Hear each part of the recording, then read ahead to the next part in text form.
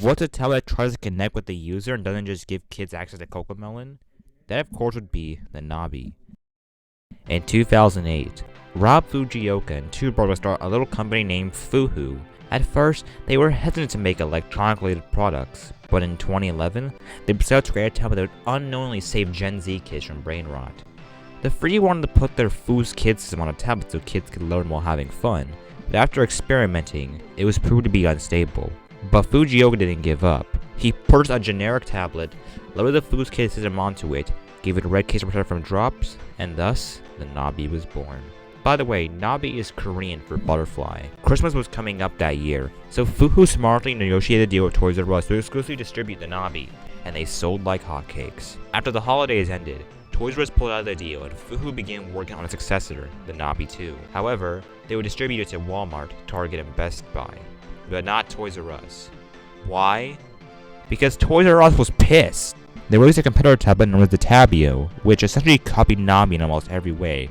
Fuhu filed a lawsuit against them due to fraud, unfair competition, claiming breach of contract, and even stealing trade secrets. The Nabi 2 would launch in late 2012 to great success.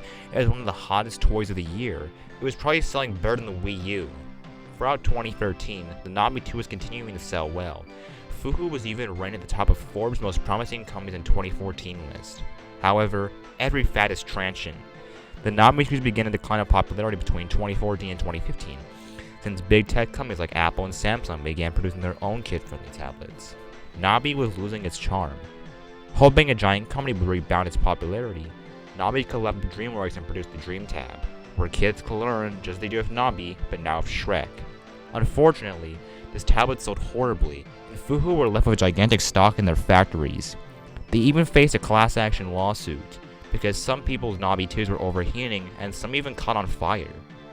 At least they're more powerful than the Chromebook. To compensate, Fuhu launched a subscription service where users can receive new content on their Nabis, and if they don't like it, they can refund. Fuhu would also launch another tablet known as the Big Tab, which had a large screen meant to endorse a shared family experience, but due to it not being tested, it ended up releasing with loads of flaws. The battery life lasted less than an hour, which just shows that advanced gaming wasn't ready yet. Many stores refused to even stock the tablet, and most of the sales came from Fuhu's website. During Christmas of 2014, the Big Tab only sold 4,000 units, which is absolutely deplorable compared to the Nabi 2's 750,000 units during initial release. In 2015, Fuhu began to throw in the towel. They started canceling shipments of the Nabi stores, and they filed for Chapter 11 bankruptcy later in December. And in 2016, they ceased operations. But it didn't end there. Mattel bought the rights to Nabi and produced a Nabi SE and other related products, though the branding was officially pulled in 2019, so I don't think you'll be seeing a live-action Nabi movie anytime soon.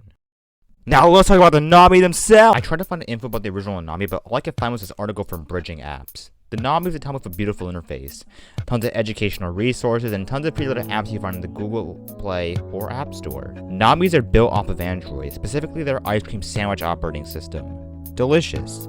From these screenshots I found in the article, the Nabi 2 is basically built off of it since they have similar apps, all from the Fooz Kids lineup.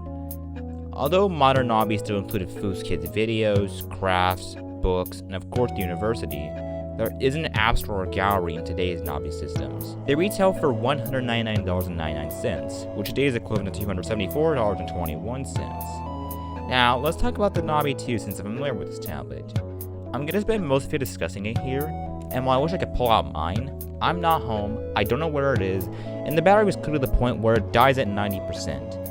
Even so, it's very slow. And we're talking Sword in the Gardens now trying to travel to Pluto. So I'm trying to go off reviews and what I remember. Let's begin.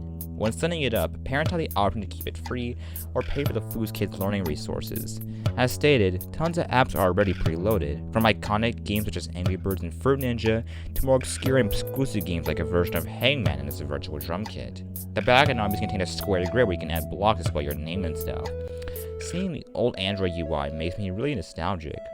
I wish we still had mobile games like this, or maybe you can download a theme for your device that themes it like this. Now kids are of course going to wander and enjoy Nabi, but when dad says it's his turn, he can go into parent mode and enjoy the tablet like he would with any other. You're given parental controls like the ability to deselect apps in Nabi mode, download apps in Nabi's App Store equivalent, the App Zone, or listen to iHeartRadio because the only thing a parent wants to do is listen to Eminem on the Nabi. Back to Nabi mode. I'm nostalgic for this screen that organizes all the apps into this giant selection screen. Everything on the home screen is laid out beautifully, so look, this tablet was just made with love. Kids can't call on this tablet unless they use Skype. Since it's Android, that's the best thing there was to FaceTime at the time.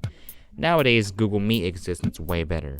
Let's discuss Nabi's exclusive apps that are made to boost the experience. One of the certified Nabi classics is the chore list. You can assign your kids chores, and if they do it, they can earn coins and bond against the treasure box.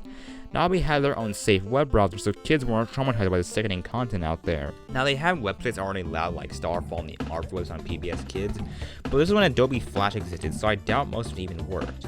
Hell, if I remember right, mine listed Club Penguin, which at the time had already shut down, and I think that game strictly required Flash. And good luck getting Flash in your Nabi, because you won't. The best part is how parents can always allow what websites kids can access. I hope they were mindful. Nabi also had an exclusive TV/music service called Spinlets. Spinlets TV granted access to shows from mostly Deke, and Spinlets Music lets you listen to Kids Bop. Psst, I see math problems. Although not exclusive to Nabi, Mean Genius was their version of Audible. Classic fairy tales you know and love, all there to listen. This was a great app to fall asleep to. Fuck games. I'll talk about them another day. Time controls can also be set on the tablet, so your child can finally sleep after playing Angry Birds for 8 hours. They also have their own unique videos. Let's talk about them. Good Morning is easily the most iconic, because it features an iconic song playing on commercial breaks all the time back then. Good morning, Redbird. Good morning, Redbird. This video of course gives a full version of this ad. Brain Time involves Nabi under the influence, all while he tries to avoid self-harm. Good Night is about Nabi refusing to go to sleep when he falls asleep. The last short, Power Up, is about exercising, which wasn't promoted by Nabi because they know damn well kids are not going to exercise. This one's easily the best because you don't just see Nabi's dog face. He's actually a colonel who's teaching all the other Nabi apps how to exercise. Call it Nabi Fit. I guess Nabi apps get fit by marching when they walk like gentlemen. At the end, Nabi collapses on the floor after doing jumping jacks, but not without leaving a Nabi body odor, which I imagine comes from overheating. Fooz Kids was what Fuhu were trying to promote you the most, and they're serving a lot. First is their videos app, which lets you watch kids shows. Remember, Gen Alpha had either not started or barely begun depending on who you ask.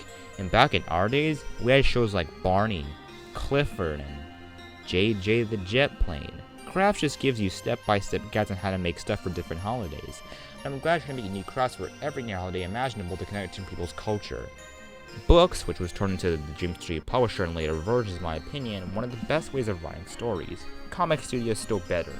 You can title stuff, add pages, and give each page an image. It's an easy way to make your own books. Hell, make a full-on novel. Fooz Kids University was the biggest part of the lineup though.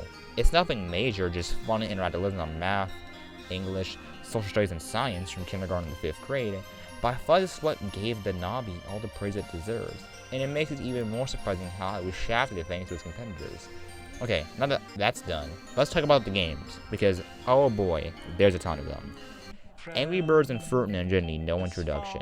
I assume if you're watching this video, you know well about them and maybe even grew up them yourself. I want to talk about the more obscure games that came with this tablet. Riptide is a racing game where you race on jet skis. This game utilizes a tilt control, requiring more muscle and no laziness. Hey there, while I'm editing this, looking for footage of Fooz Kids, I actually found another video of the Nabi 1 original from 2011. I won't talk about the Nabi 1 since we're already talking about Nabi 2, but hey, I found footage. Check this video out if you're interested. I love this game. It lets me purchasing my Riptide GP2 on my Xbox One when I got it 9 years ago. Jet Tail Fin Racers is similar but with fish. Although there's no Black Pearl, these games are built off of an NVIDIA GPU. Swish just involves you dodging obstacles like while you board the Nexus Pelican. Bang Bang Racing is a drag race with slidey physics. I love this one specifically. There are other games like an NHL hockey game, a demolition game, and solitaire even, but those are two I've answered me for to understand. Coloring, what more could you want? There was a VeggieTales Spot-a-Sode game where you could play spot dinners from using clips from VeggieTales. The Nabi was actually my introduction to a lot of popular games like the aforementioned Angry Birds, Fruit Ninja, and Dual Jump. But one popular game it also introduced me to was Baggett. I would love to make a whole video on Baguette, so I won't talk about it too much, but to put it briefly, it's a puzzle game where you sort crocheting the bag without breaking them. It's one of my favorite mobile games of all time, and I highly recommend you check out OOO's gameplay series on it for a proper understanding. This Kung Fu Panda game was very fun. You ride a raft from the movie Jumping Cliffs. Lots of people know Big Blue Bubble for My Singing Monsters. One of their early games was Burn the Rope. All you do is burn a rope.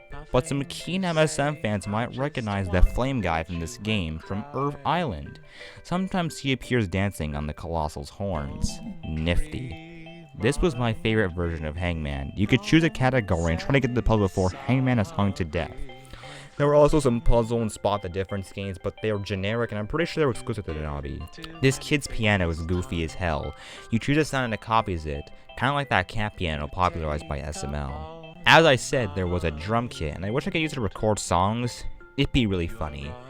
Hot Donut is about a donut who rolls up and down hills to avoid a middle-aged man from eating him. It was fun, but what bogs it down was actually Nabi's fault. You see, they actually included demo or light versions of games, hence why all of this comes free. You still needed to pay for the full version, which I'm not sure how you could do unless it was an app zone, or you jailbroke your Nabi to get Google Play on there. Ah, who could forget the moron test?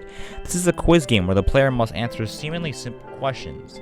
You might find it similar to the Impossible Quiz, but unlike that game which purposely tries to infuriate the player, this game requires more smart and logical thinking. You can still download this game today, but it's been entirely rebranded. But hey, they added new essentially to the game. They did remove the Pocket God collab section and Flying Colors. The Nabi gave you sections 1 and 2 for free, which were already downloadable on app stores. That essentially covers the included apps with the Nabi 2. Now, the reason why I mentioned jailbreaking was because my dad actually did that with my Nabi and I was able to download whatever apps I wanted. So I won't really mention the apps I had because they weren't included with the Nabi. I just had all the other Angry Birds games, Cut the Rope, Where's My Water, and even a South Park Maction game. What the hell was I on back then? I didn't mention the Nabi Jr. or the Nabi XD, and that's because they were both simultaneously released with the Nabi 2. And while I never had the Nabi Jr., I did have the XD, and so did my cousins. They included more games, and one of them was Granny Smith. Granny Smith's a game about a granny and Roblox kid trying to get the apple back from Melanie King who stole them. This one actually came fully paid, no free version. Granny Smith was produced by Mediocre. You might know them for smash hits. Sprinkle was the other game included. It's a puzzle game where an alien firefighter has to put down the fires of burning houses before he runs out of water. It does have two sister games, Sprinkle Jr. and Sprinkle Islands, but they were never good on their hardware as far as I remember. Burn It All reminds me of Burn the Rope, but it's different. The Nabi actually did get variants. Here's Ninja Turtles 1, a Nick Jr. 1, a Barbie 1, and that's all I can say about Nabi. I'm sorry for the lack of footage in this video. I tried to find as many reviews and gameplays as I could, but due to how long it's been, many videos that probably did exist are no longer up. I hope this essay educated you as best as I could. Do you remember this tablet yourself? Thanks for watching, and have a good day.